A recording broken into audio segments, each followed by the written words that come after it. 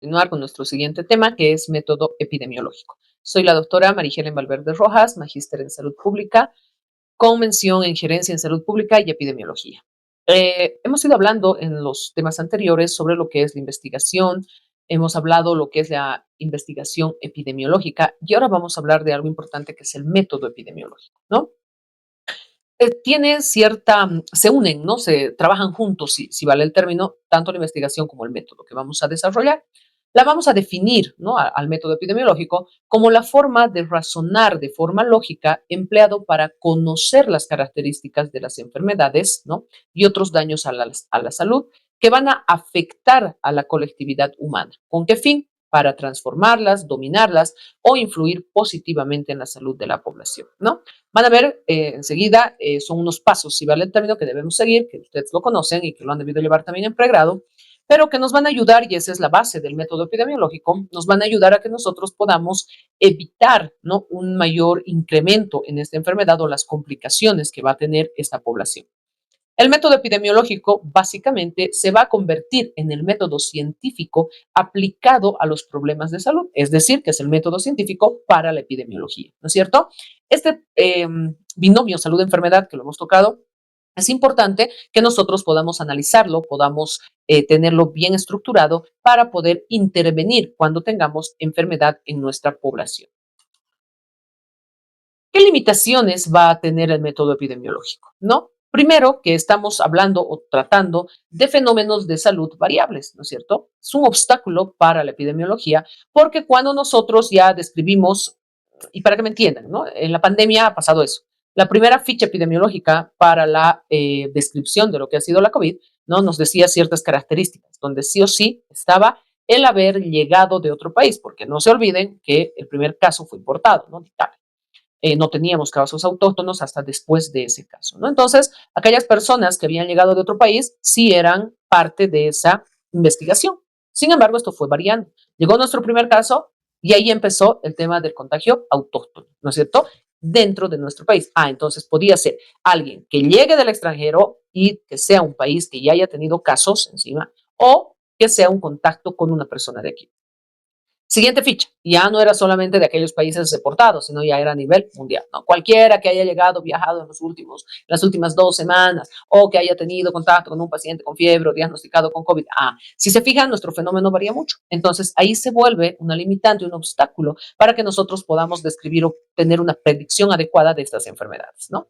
La multicausalidad de la salud, ¿no? Si se acuerdan, en esta multicausalidad van a estar más inmersas las enfermedades no transmisibles, ¿no es cierto? Por lo general, no voy a basarme solamente en el huésped y microorganismo, ¿no? Pero sí hay varias determinantes de la salud para las infectocontagiosas que también le dan esta multicausalidad. Entonces, es importante que nosotros conozcamos clínicamente y podamos definirla bien a esta enfermedad o a la enfermedad que vamos a investigar y a partir de esto nosotros podamos desarrollar la ficha, el estudio, la vigilancia, lo que estemos haciendo, ¿no? Entonces, en medicina, esta multicausalidad de las enfermedades de la salud es lo que también nos va a poner una limitante como al método epidemiológico. La experimentación, es decir, trabas éticas.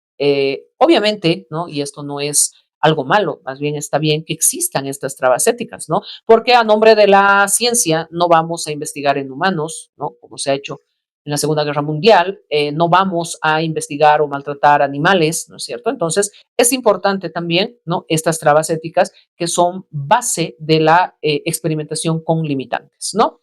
Investigación epidemiológica que va a requerir la colaboración de la población. Muchas veces uno llega, dependiendo más en área rural, áreas cerradas, lejanas, ¿no? Donde ven a uno extraño y no quieren responder, no te van a ayudar, no van a investigar, no van a ser parte de lo que uno quiere hacer, ¿no?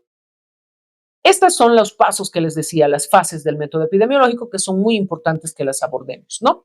Vamos a empezar el primero. La primera fase es la observación. Esta nuestra fase se basa en observar de forma rigurosa la realidad sin intentar modificar. Yo voy a un lugar donde ha habido un caso y veo, observo, describo. Esta es la fase descriptiva.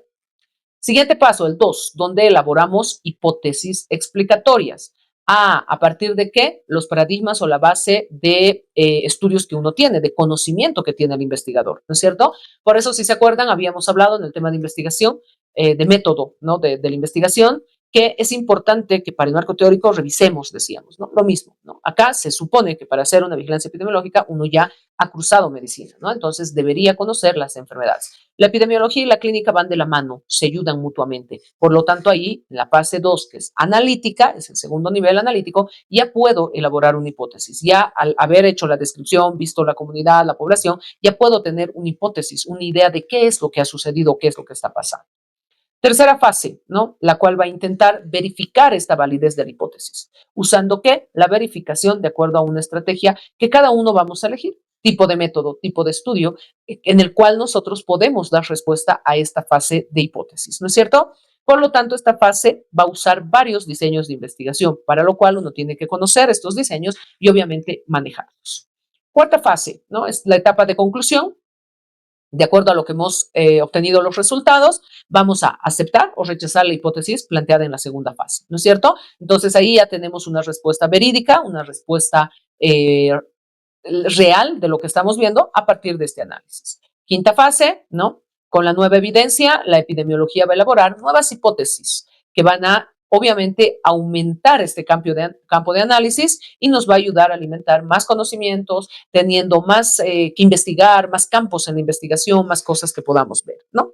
Este análisis se ha hecho, por ejemplo, así, y todos lo hemos hecho sin tener los pasitos así bien establecidos para la pandemia, ¿no es cierto?, de la COVID. Aquí en la última fase, muchos trabajos han desechado la hipótesis, ¿no?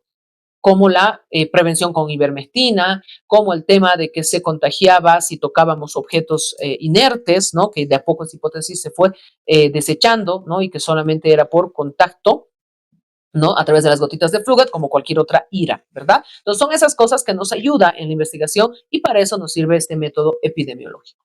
¿Cuáles son las etapas? ¿No? Ya hemos hablado de las fases, las etapas, la observación, empezamos por la misma de la diapositiva anterior, la hipótesis, ¿no? Hemos dicho la formulación de la hipótesis y la verificación. Si se dan cuenta, como en cualquier investigación, primero observamos. Por eso se llama trabajo de campo cuando hablamos de investigación epidemiológica. Hay que ir al lugar de los hechos.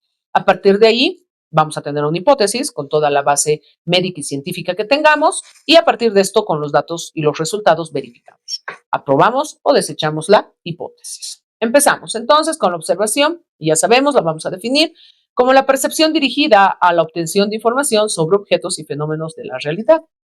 Es la base más elemental y fundamental de todo conocimiento científico, no solamente en epidemiología, ¿no es cierto? Y obviamente a partir de aquí se va a crear, ¿no?, los otros métodos, ya sean empíricos o científicos.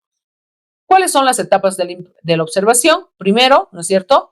Debemos conocer el hecho científico, ¿no?, que es objeto de estudio, y debemos captarlo por nuestros sentidos. Segundo, esta observación debe ser muy precisa, no es entrar, ver, listo, ¿no?, sino observar adecuadamente. Es la diferencia en ver y observar. Ser cuidadosos, plantear esta observación de forma cuidadosa. ¿Podemos emplear instrumentos y recursos? Sí, dependiendo qué es lo que estamos observando. No puedo hacer uso de microscopios si quiero ver algún tipo de microorganismo, ¿no? Si quiero ver algún tipo de resultado o respuesta de medicamentos, etcétera, ¿no? Si tengo insumos a mano, los puedo utilizar. ¿Qué es la hipótesis? Esto se van a acordar de metodología de la investigación. La hipótesis es una respuesta anticipada a la pregunta de investigación. ¿En base a qué? A la información que nosotros tenemos de base científica. No es una información personal, no es, yo creo, yo me invento, no, sino que es una respuesta creada, si ustedes quieren, a partir de la información que hemos obtenido hasta el momento, ¿no? Por eso en su diapositiva dice suposición que explica tentativamente las causas, características, efectos o propiedades y leyes de determinado fenómeno, ¿no es cierto? Y abajo dice lo que hemos comentado, explicación anticipada de lo que esperamos encontrar, ¿no? Una guía que orienta la investigación y su ausencia empobrece el nivel teórico. No se olviden que solo la descriptiva no cuenta con hipótesis, ¿no? Y obviamente ya hemos dicho que en epidemiología no nos podemos quedar solamente con una investigación descriptiva, más al contrario, tenemos que llegar a la fase analítica, ¿no? Por lo tanto, sí tenemos que contar con una hipótesis. La siguiente, la verificación, que es comprobar o confirmar en la práctica lo que hemos pasado a través de la investigación, ¿no es cierto? Entonces, a partir de los resultados, yo verifico, compruebo, confirmo, ya sea aprobar o no la hipótesis, ¿no es cierto? Por eso nos dice que la práctica es el único criterio de confirmación de las hipótesis planteadas. Vamos a tener una metodología dentro del campo epidemiológico Y vamos a partir definiendo la epidemiología. ¿Qué es la epidemiología? Es aquella rama que estudia y mide la ocurrencia de la enfermedad en grupos de personas en un determinado tiempo y lugar. Tres variables: persona, tiempo, lugar. ¿No es cierto? Lo que les vengo diciendo desde las anteriores exposiciones. Entonces, esta se va a encargar, la epidemiología, de buscar las causas y proporcionar alternativas de solución. La epidemiología no solamente me analiza la enfermedad individual de una persona, sino de la población, de la comunidad o la familia. Por lo tanto, la epidemiología va a requerir de una metodología científica. Al ser una ciencia, tiene que tener un método científico para alcanzar sus objetivos. A este le denominamos método epidemiológico. Tiene aplicación en los tres campos grandes de la epidemiología, ¿no? ¿Cuáles son? La descriptiva, la analítica y la experimental. Como dice su nombre, la descriptiva es netamente descripción, donde vamos a basarnos en solamente la observación. La analítica, donde ya vamos a crear nuestra hipótesis, podemos ya conseguir o elegir algún tipo de diseño metodológico, y la experimental, que lleva un poquito más allá, donde tenemos que tener cuidado de no invadir el campo ético o quebrar el campo ético para hacer este tema de experimentos. En la epidemiología descriptiva, entonces, vamos a ver que vamos a hablar de tres variables, como en todo lo que estamos viendo: persona, tiempo, lugar. ¿Ya? Aquí solamente vamos a describir un fenómeno, por eso se llama descriptiva. En la persona podemos ver características, ¿no? De qué, por ejemplo, edad tiene, a qué sexo corresponde, el estado civil, nivel socioeconómico, raza, religión, cosas que son fáciles de indagar por una simple encuesta, por ejemplo, ¿no? Sino ir llenando y ahí vamos a obtener los datos, ¿no? La variable persona está en relación entonces a toda la población que vamos a tener presente para la investigación, y la muestra tendrá que ser representativa de esta población.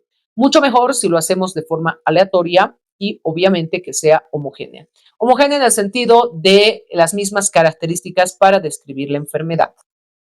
Y lugar, ¿no? Va a respondernos la pregunta ¿dónde? ¿No es cierto? Siempre tenemos que saber dónde y en qué tiempo, cuándo. Aquí vamos a ver, ¿no? Si va a ser retrospectivo o prospectivo, para ver también el tiempo en el que podamos nosotros hacer este estudio. La epidemiología analítica, ¿no? Donde la base es la formulación de la hipótesis, ¿no? Todo lo que vamos a ir analizando se hace, ¿no? Lo que ya hemos visto en la descriptiva igualito lo hacemos, pero ahora pasamos a la fase analítica cuando formulamos una hipótesis. ¿Qué significa formular una hipótesis? Emitir una opinión fundada sobre cuáles han sido las causas o motivos por las que se ha producido el fenómeno. A partir de esto, como les decía, es una respuesta anticipada a la pregunta de investigación, pero por eso decimos es una opinión fundada. ¿Por qué? Porque tiene que estar basada en la literatura que obviamente hemos tenido que revisar para el tema, ¿no? La relación causa-efecto. Tenemos que ver por qué hemos tenido este problema y cuál va a ser el efecto, ¿no? El factor de riesgo, probablemente efecto, ¿no? Que es importante también si estamos hablando más de patologías, por ejemplo, crónicas, ¿no? Siguiente paso, la experimentación, ¿no? Dentro de lo que va a ser la experimentación es la comprobación o no de la hipótesis. Ahí vamos a saber si es real o no la hipótesis que nos hemos planteado, ¿no? Y para esto tenemos que contar con diversos diseños o estudios epidemiológicos que les traigo un pequeño resumen para su recordatorio, ¿no? ¿Cómo se clasifican estos estudios epidemiológicos? Vamos a tener según la manipulación de la variable. Acá está. Según la manipulación, vamos a tener a los estudios experimentales y a los observacionales, ¿no? Los experimentales se manipula la variable, los observacionales no. Según el seguimiento en el tiempo, lo que les decía hace rato, ¿no? Tenemos estudios de corte o transversales, es decir, que hacemos como un corte, ¿no? Les decía la anterior vez, es una foto en ese momento, un corte transversal, y analizo a la población durante esa foto cuando he desarrollado el corte. Y los longitudinales, que hacemos un seguimiento a partir de la intervención, ¿no? Y es como tomar varias fotitos y voy analizando todos los cambios en determinado tiempo. Este longitudinal, a su vez, puede ser prospectivo, que va hacia adelante, o retrospectivo hacia atrás. Según el sentido del análisis, vamos a tener a los estudios de cohorte y a los casos y control. Este cohorte es diferente a este corte transversal, ¿ok? Los estudios de cohorte van a analizar o van a ir de la causa hacia el efecto, ¿no? O sea, aquí estoy observando la causa, cuál ha sido la razón, y voy a ir a analizar el efecto. Ese es un estudio de cohorte. En cambio, al revés, del efecto hacia la causa, van a ser los estudios de caso y control. Según el comienzo o el tiempo, tenemos a los retrospectivos que van hacia atrás y los prospectivos que van hacia adelante. Tres preguntas son esenciales dentro del método epidemiológico que nos van a ayudar a desarrollar, ¿no?, esta investigación. ¿A quién afecta? Persona. ¿Dónde se produce? Lugar. ¿Cuándo sucede? Tiempo. ¿No es cierto? Entonces ya las tres las saben de memoria. Son estas tres variables en las cuales también puedo ir analizando las mismas, ¿no? Decíamos en persona, puedo ver la edad, puedo ver el sexo, la etnia, la religión, nivel de educación, estado civil, etcétera, ¿no? En el lugar puedo ver el tema de geografía, clima, aguas y todo. En el tiempo vamos a ver las estaciones, ciclos, variaciones, ¿no? Hoy en día ya el medio ambiente está dañado, que no necesariamente las estaciones son como deberían ser. Ahí también vamos a ver causas, ¿no? Cambios que vamos a tener en el perfil epidemiológico también de nuestros espacios, comunidades. La variación en persona es la forma en que se va a distribuir la enfermedad en esta población. En función a qué hemos dicho, edad, sexo, raza, ocupación, nivel sociocultural, ¿no? Ahora ya no se habla de nivel económico de riqueza, sino es este sociocultural, estado nutricional, hábitos y costumbres, fecundidad y religión, ¿no es cierto? Hay varias cosas que se van a ir modificando, yo creo y asumo cuando se analicen más los resultados del censo 2024, pero por el momento nos enmarcamos, ¿no?, en estas variables que siempre vamos a ir analizando. Variaciones en el lugar, tenemos la distribución de la enfermedad según lugar y características geográficas, ¿no? Sabemos que de acuerdo al piso ecológico va a variar esto. Ubicación, clima, altitud, latitud, si es urbano, si es rural, todo lo que va a estar en relación a las costumbres también características, ¿no?, en el clima, ubicación. Muchas enfermedades también ya sabemos que son solamente en ciertas regiones, como la fiebre amarilla, malaria, chagas, ¿no es cierto?, que no están en todas las regiones poblacionales. Considerar casos importados, lo que decíamos, ¿no? A veces, y alguna vez me pasó en la práctica clínica, consideramos que hay un caso de, era dengue, ¿no? Pero en el hospital de clínicas todos eran, pero estamos en La Paz, ¿no? El municipio de La Paz no tiene dengue, claro, es un caso importado, ¿no es cierto? Entonces, para eso, si llenamos bien nuestra ficha epidemiológica de dengue, sí lo tienen que recibir a nuestro paciente y hacer el tratamiento correspondiente, ¿no? Tomar en cuenta todos los medios modernos, ya sea de transporte, ¿no? Internacional más que todo, porque ahora en menos tiempo ya tenemos contacto con otras ciudades, otras personas y podemos tener más bien la presencia de enfermedades, ¿no?, de forma más rápida. Variación en el tiempo depende del tipo de enfermedad. Ustedes saben que las enfermedades, aquellas que incuban, por ejemplo, tienen diferente tiempo, ¿no es cierto? La unidad de medida en función del tiempo, ya sabemos, será minutos, segundos, horas, días, semanas, meses, años, ¿no? Se puede hablar de endemia, epidemia, pandemia. Podemos tener variaciones estacionales, variaciones cíclicas, variaciones inesperadas, ¿no es cierto?, de comportamiento en periodos por 3 a 5 años. Entonces, el tiempo es parte de estas tres variables que estamos mencionando y que obviamente nos va a ayudar a poder analizar, ¿no?, conjuntamente con las otras dos. Entonces, aquí vamos a resumir un poquito. Tenemos las ciencias médicas, es el método científico. Vamos a tener, por un lado, al método clínico, que me analiza al individuo enfermo, no a la población y comunidad. El método epidemiológico, que me ayuda a ver los problemas de salud y enfermedad de la colectividad, de la familia, de la comunidad, de la población, de un grupo, no es individual. La investigación biomédica, por ejemplo, tiene un nivel subindividual, la clínica individual y la epidemiología poblacional. ¿Por qué subindividual? Porque la investigación biomédica se basa más en ver a los microorganismos, ¿no? Por eso es subindividual, porque va inclusive por debajo del paciente, del ser humano. En cambio, la clínica va al nivel individual porque le interesa las características de cómo se siente y cómo resolverle el problema al paciente, individuo. Y la epidemiológica porque nos interesa resolver el problema, disminuir el contagio, prevenir la enfermedad, pero a nivel poblacional. Y aquí, ¿no?, les traigo este cuadrito donde vamos a ver el paralelismo entre el método clínico y epidemiológico. Es muy importante, ¿no? Ojo, y esto quiero que quede claro, no les estoy diciendo que el método epidemiológico es mejor o peor que el clínico. Solo estamos comparando porque sí se requiere del método clínico, ¿no es cierto? Muchos de ustedes que van a ingresar con algún tipo de especialidad es el método clínico, porque van a tener a un paciente a su cargo. Le deben salvar la vida, le deben hacer un buen diagnóstico, un tratamiento, ¿ok? Ese individuo. La parte epidemiológica, ¿no?, los que somos de la otra área, nos vamos a enfrentar a ver a una población, una familia, una comunidad. Ambos se complementan, ambos deben ir de la mano para poder tener una mejor respuesta en salud a nuestra población, ¿no? Vamos a empezar entonces. El sustrato para el método clínico es el individuo enfermo, unido o sano. Para el epidemiológico, una comunidad enfermo sano. ¿Cómo hacemos la colección de antecedentes? En el clínico, a través de la anamnesis, personal, familiar, remota y actual. Es decir, llenamos nuestra historia clínica. En el epidemiológico vemos antecedentes, ¿no? A partir de varias fuentes, por decirles del paciente, ¿no? ¿Dónde vive? ¿Con quién más vive? ¿Quiénes le han visitado? Etcétera, etcétera. Examen personal, hacemos igual en nuestra historia, el examen físico general y especializado. En cambio, el epidemiológico, hacemos una inspección del área en general y particular a determinados servicios, es decir, en su casa, por ejemplo, ¿no es cierto? Cuando, no sé si se acordarán, para el 2015, si la memoria no me falla, no, más, después de la pandemia, el primer caso de hantavirus, se ha hecho este tipo de estudio, ¿no es cierto? Porque llegó el caso a Caranavi, donde lamentablemente falleció un interno y dos colegas. Pero no sé, ese no era el caso índice. Entonces, ¿qué se hizo? Hacia atrás, ¿no? ¿Con quién tuvo contacto la interna? Ah, con este paciente. Ese paciente con quién tuvo contacto. Y así se llegó al primer caso, que era en una comunidad muy alejada, donde el papá de este paciente que fue al hospital de Caranavi había fallecido, nunca lo revisaron, nada, pero por la investigación que se hizo era hantavirus, ¿no? Entonces, así se hace la investigación. Hipótesis, para nosotros, para la parte clínica, perdón, diagnóstico clínico. Para la parte epidemiológica, hipótesis epidemiológica. ¿Se acuerdan? Hemos hablado en el método, ¿verdad? Primero hago una respuesta, porque aquí tengo que pensar en mi investigación. Ah, presumiblemente el papá del paciente ha tenido que tener HANTA y ahí ha empezado, ¿no es cierto? Muy bien.